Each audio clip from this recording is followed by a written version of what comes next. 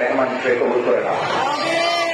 আরো অনেক আল্লামা এখানে কথা বলেছেন, বিশেষ করে বাইশি শরফের মজুম বিষয় থেকে শুরু করে আরো যারা যারা তারকা তুল্য ওলামায়ে কেরাম এই চট্টগ্রামের ময়দানে কথা বলেছেন, আলো ছড়িয়েছেন।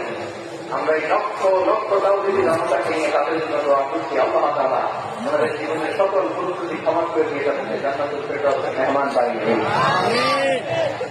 আমরা এই ঐতিহাসিক প্যারেড ময়দানের প্রোগ্রাম থেকে স্মরণ করতে চাই 24 ছাত্র নাগরিক অভ্যুত্থানে আমাদের সমস্ত ছাত্র নাগরিক ভাইয়েরা তারা রক্ত বিলি দিয়ে নতুন বাংলাদেশ আমাদেরকে উপহার দিয়েছে।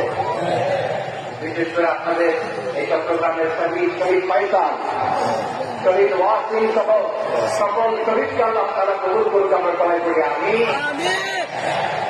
প্রিয় ভাইরা, আমি নগরে একজন কোরআনের ছাত্র, এত বিশাল মঞ্চে এত বড় প্ল্যাটফর্মে কথা বলা